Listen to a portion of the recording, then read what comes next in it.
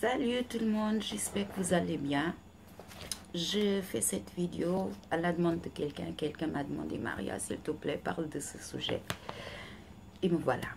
Bon, moi, depuis samedi matin que j'accompagne le mouvement des Gilets jaunes, je l'accompagne sur les réseaux sociaux, je l'accompagne sur les chaînes de télévision publiques. Et je peux vous garantir que la différence, elle est énorme. L'information qui passe dans les chaînes publiques est clairement censurée, manipulée, contrôlée. Ils passent ce qu'ils veulent, ce qui arrange à l'État, ce qui arrange les ministres, le gouvernement.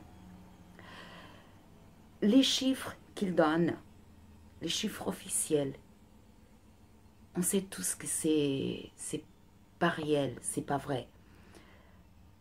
Ils parlent aussi, ils insistent dans les blessés, dans l'accident mortel qu'il a eu. Mes condoléances à la famille. Pour dénigrer, démotiver les Gilets jaunes, pour minimiser l'importance de ce mouvement. Ils ont parlé samedi de 280 000 ou 300 000 participants. Selon le syndicat de la police, ils étaient bien plus d'1 million. Sur Facebook, les vidéos qui sont postées, c'est des vidéos en direct. Des vidéos prises avec des portables. Comment voulez-vous que les vidéos prises en direct avec un portable, elles puissent être manipulées?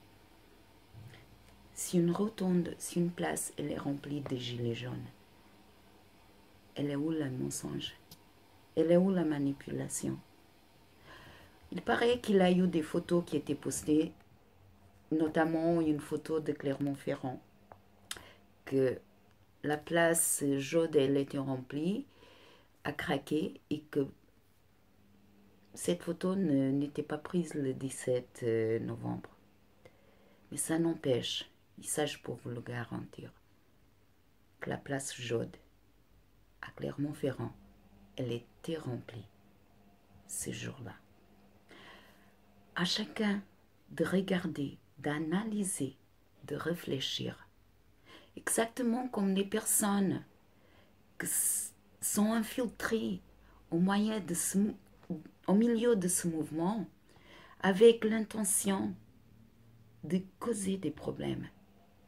Ces personnes-là, ça je l'assume, c'est moi qui le dis, qui me dit à moi qu'ils ne sont pas mandatés pour ceux qui s'opposent à ce mouvement-là, juste pour dénigrer, pour minimiser. C'est un point d'interrogation. Parce que vu la façon comme ces événements, ils sont appropriés, et les chaînes de communication sociale, ils ne parlent que de ça. Les blessés et l'accident qu'il a eu.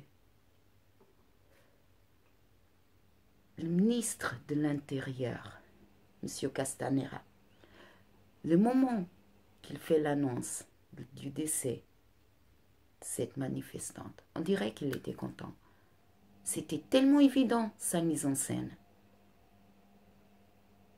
Mais les gilets jaunes sont des personnes, comme vous et moi, des personnes honnêtes, qui en est fatigué, qu'on ne peut plus, qu'on a ras-le-bol de toute cette situation, de toute cette politique, de l'arrogance, de l'injustice qu'on vit.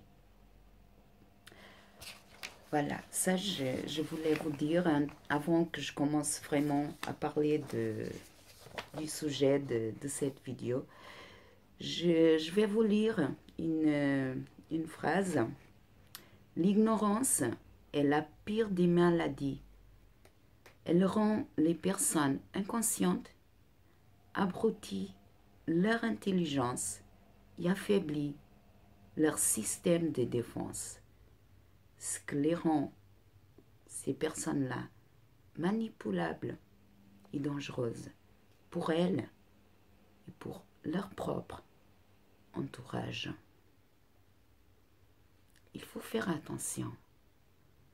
Quand on ne sait pas, il faut informer.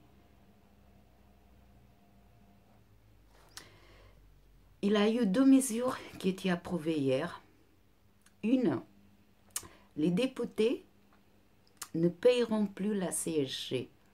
Ça, c'était transformé avec des factures d'aide. Voilà. Le pauvre, il ne paye plus la CSG. Ça, c'était voté hier.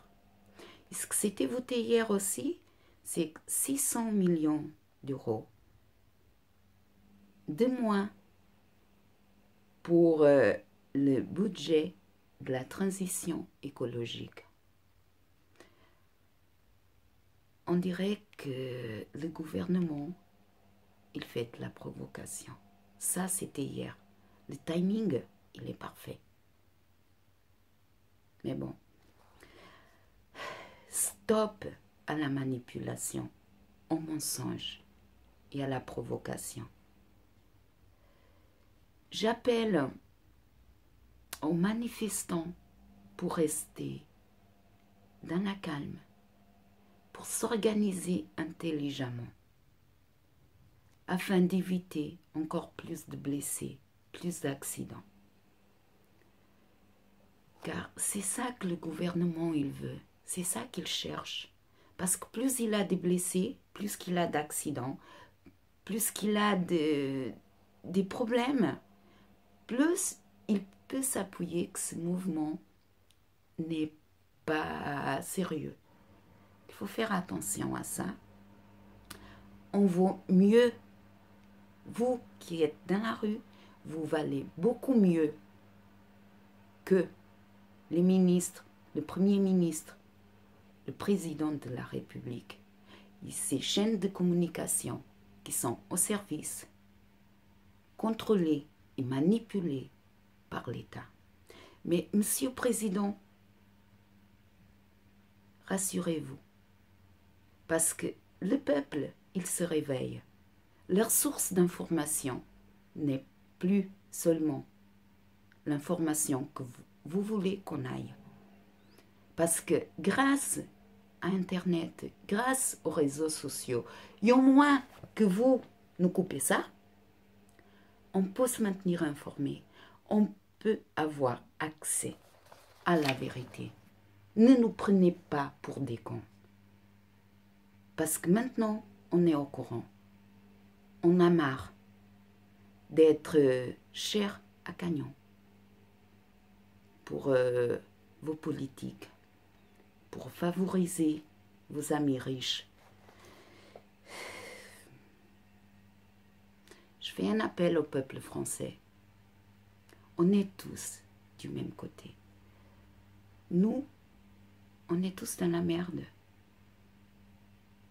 Ceux qui travaillent, ceux qui sont au chômage, ceux qui sont en retraite, ceux qui ont sa petite boîte, on est tous dans le même bateau. C'est pareil pour nous tous. Les gilets jaunes, ils se manifestent pour vous qui n'êtes pas d'accord. Ils se manifestent, ils se mettent en danger, au péril de sa vie, à cause de la hausse des taxes du carburant. Mais ce n'était pas la seule raison. Les taxes ne sont pas la seule raison. Les taxes, c'était la goutte d'eau. C'est les gens qui travaillent, qui gagnent un SMIC, ils n'arrivent plus à vivre. Au milieu du mois, ils sont à découvert. Ils ne peuvent plus payer à manger à leurs enfants. Ils sont obligés d'être à découvert, de payer des frais à la banque, aux financiers.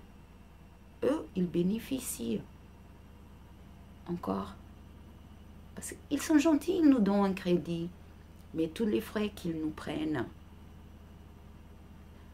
les gens qui sont au chômage, les gens qui ont un ASS RSA, ces gens-là, vous le traitez des feignants. Vous vous révoltez contre eux qu'ils ne veulent pas travailler. Alors je vous dis, ces gens-là, c'est des gens qui ont perdu leur travail. Et plus que leur revenu qu'ils ont perdu, ils ont perdu leur dignité. Ils ont perdu leur envie de vivre. Ils ont perdu leur volonté de se battre. Parce que l'ont mis une épée qu'ils sont responsables de leur propre situation. Mais eux ne sont pas responsables de leur propre situation. Ceux qui sont responsables sont les politiques de notre cher gouvernement, de nos chers présidents depuis des années. Oui, j'avoue, ce sujet, ça me révolte. Moi, j'ai 44 ans. Je fais partie d'une génération qui a tout eu. Je ne connais pas la faim. Je ne connais pas la guerre. Je fais partie d'une génération qui a eu toutes les opportunités. Je fais aussi partie d'une génération que voici brisée, qui a une vie sans espoir, qui a peur, que sans se rendre compte est devenue esclave de ses propres idéologies, esclave de ses propres ambitions. Je fais partie d'une génération qui a grandi son ordinateur, son portable, son téléphone portable, sans connexion Internet. Nos réseaux sociaux, c'était dans la rue. On jouait dehors et on se bagarrait. Mais quand on rentrait chez nous, tout était résolu. Les voisins, les collègues, les amis, les cousins, les frères, les sœurs. Voilà. Maintenant, les réseaux sociaux, si d'un côté, elles nous privent de ce contact humain, elles nous donnent une autre opportunité. Elles nous donnent l'opportunité de communiquer avec des personnes qu'on ne pourrait jamais le faire s'il n'y avait pas d'Internet. Ça nous donne l'opportunité de connaître la vérité, chose qu'on ne pouvait pas avant. Avant, on était dépendant des moyens de communication. Et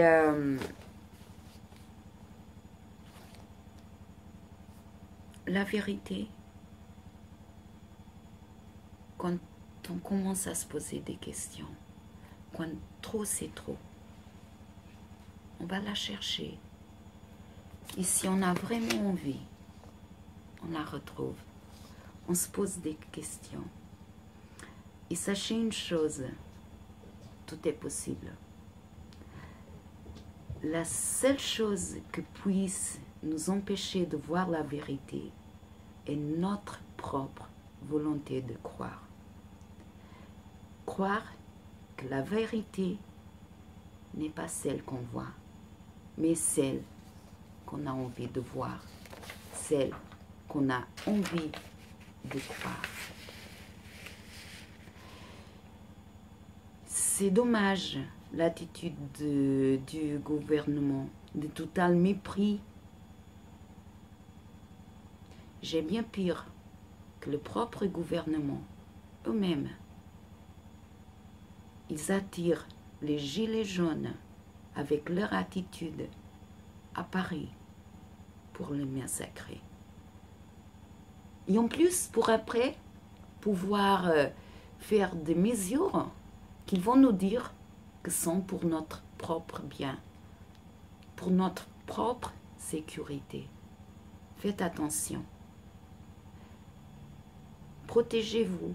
Beaucoup de prudence à vous qui avez l'intention de venir à Paris. Le gouvernement pense qu'on n'a pas accès à la vérité.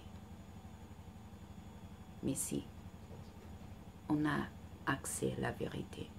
On se réveille. Et malgré les excès que peuvent se produire sur les réseaux sociaux, c'est la seule source d'information fiable qu'on a en ce moment. Il faut la trier. Mais au moins quand on regarde une vidéo en direct, on sait qu'elle n'est pas contrôlée, qu'elle n'est pas censurée, qu'il n'y a pas de mensonge. La télévision, elle vient se plaindre, les pauvres des journalistes, ils étaient attaqués, ils étaient agressés. Mais ils oublient que sont eux qui poussent à ça.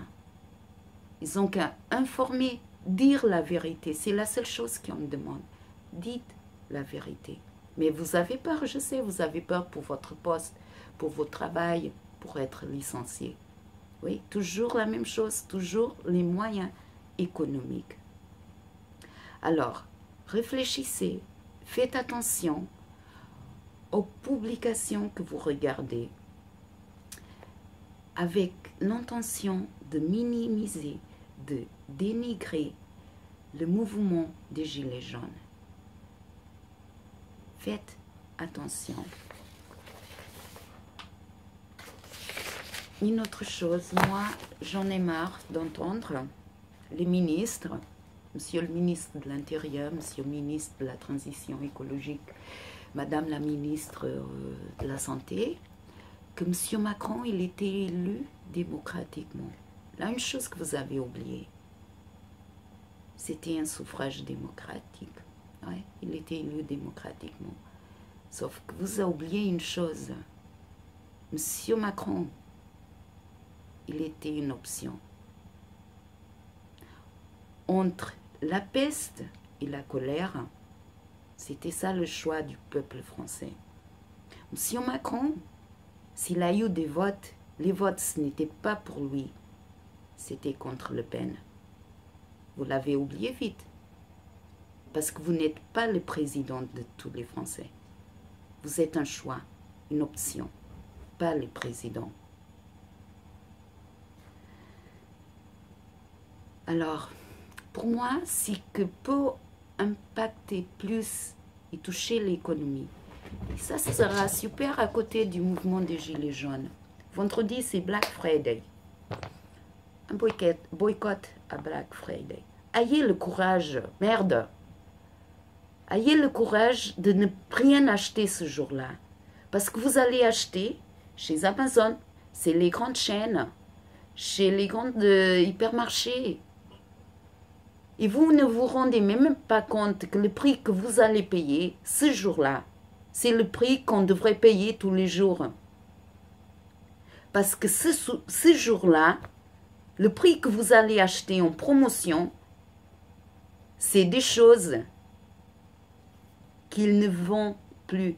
Si vous allez dans une chaîne de magasins à prix discount, vous trouverez des marques à prix discount. Encore moins cher que ce jour-là. Arrêtez de faire le con. Consommez consciemment. Et surtout que vous allez acheter sûrement des choses que vous n'avez même pas besoin. Mais vous êtes content de remplir les poches de seaux qui sont déjà bien remplis. Quand vous allez acheter dans un magasin qui a des promotions, regardez bien les promotions, parce que c'est du marketing. Souvent, on achète des choses en promotion encore plus chères que si elles n'étaient pas en promotion. Et en plus, on va les acheter et on n'a même pas besoin d'elles. Ça est apprendre à consommer consciemment. Faites attention. Ouais, c'est ça. À force de prendre le peuple par des cons, le peuple finit par se réveiller, se révolter et comprendre. La hausse des taxes n'est pas le plus grand problème. Le problème est l'injustice fiscale, l'injustice sociale. La hausse des carburants, c'était la goutte d'eau qui a fait déborder la patience, la tolérance et la compréhension du peuple français. Le mouvement des Gilets jaunes est spontané, naturel et sans aucune force derrière. Un mouvement du peuple que veut être entendu, écouté, compris, qui a ras-le-bol des mensonges, des politiques, des médias et des syndicats.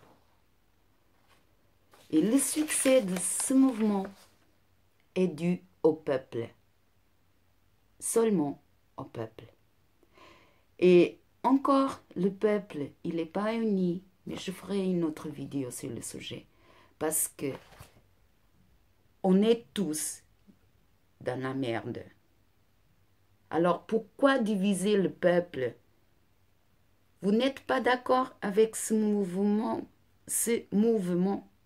alors ne haïez pas.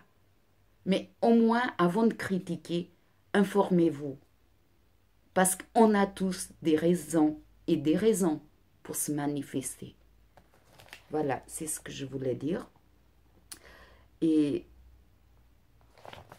comme je disais, ce mouvement, le succès de ce mouvement, a lié à la compréhension de comment fonctionnent les élites, le système économique, sera encore plus bénéfique pour nous. N'allez pas faire des courses vendredi. N'allez pas gaspiller votre argent n'importe comment et à le donner à des grandes chaînes. Alors, la politique de ce gouvernement est tout pour ceux qui ont déjà tout et rien pour ceux qui sont en train de tout perdre. C'est ça la politique sociale de ce gouvernement. On est tous dans le même côté. On est tous révoltés, on est tous en colère contre le système. C'est pas le peuple contre le peuple. On est tous du même côté. On est tous des victimes du même système. Il faut s'unir. L'union fait la force. On n'a pas besoin de partis politiques, des syndicats, mais les mouvements des Gilets jaunes ont besoin de s'organiser et d'agir intelligemment contre cette politique, contre cette situation. Donc, il y aura des gens incapables de réfléchir, qui se regardent seulement sa petite vie, rien changera.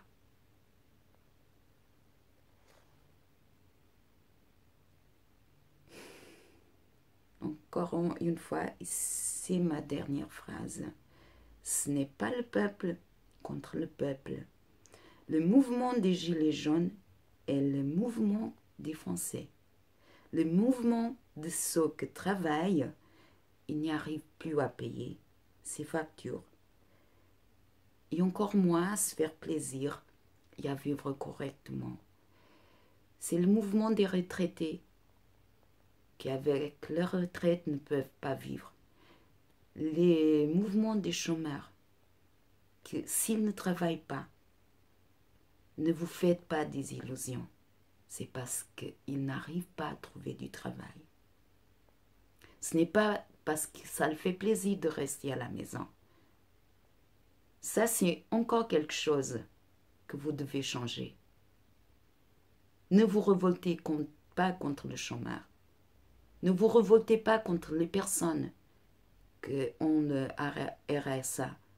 Parce que si ces personnes sont dans cette situation, vous n'imaginez pas ce qu'elles ont déjà souffert.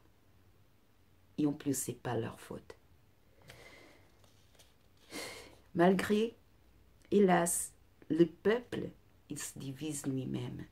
ce moment qu'il a besoin d'être uni, il faut penser aux intérêts de nous tous, pas aux intérêts de chacun. Parce que chaque fois qu'on pense chacun à son intérêt, on va nulle part. Les manifestations des Gilets jaunes sont faites pour nous tous, même pour ceux qui ne sont pas d'accord. Malgré ça, vous êtes inclus. C'est pour vous qu'on se manifeste. C'est pour vous ce mouvement aussi. La spontanéité des actions justes n'ont pas besoin d'aucune organisation politique, syndicale. Le succès de ce mouvement est du peuple, pour le peuple. J'espère qu'aucune force politique, aucun syndicat vienne profiter de ce mouvement. J'ai la ferme conviction qu'au milieu, il y aura quelqu'un avec un leader, quelqu'un encore honnête, qui n'est pas corrompu par la politique, par le système, qui puisse guider les Gilets jaunes, qui puisse changer la situation de la France et que fasse la France un exemple pour toute l'Europe. Parce qu'il faut dire à Bruxelles, au Parlement européen, qu'on a marre aussi. Pas seulement la France, il paraît que la Belgique, l'Allemagne, ils veulent se joindre au mouvement des Gilets jaunes. J'espère que ça soit un mouvement au niveau européen. Comme ça ira monter juste à Bruxelles. Et que ça pourra faire changer quelque chose. Que cette oligarchie au pouvoir, elle aille la décence de regarder en bas. Qu'il ne fallait pas tout enlever au peuple. Comme a dit Coluche, il fallait le laisser quand même un tout petit peu. Mais bon, quand on est gourmand, c'est comme ça. Voilà. C'est ça. Le combat d'un peuple qui se bat pour survivre. Le combat d'un peuple contre l'arrogance et l'instrumentalisation, la manipulation, le contrôle. Les mouvements des Gilets jaunes et pacifiques, bon enfant, sont des personnes qui travaillent honnêtes, des personnes comme vous et moi. Les accidents, ce n'est pas la règle. Ça, c'est bien profiter pour dénigrer et démotiver et minimiser cette situation.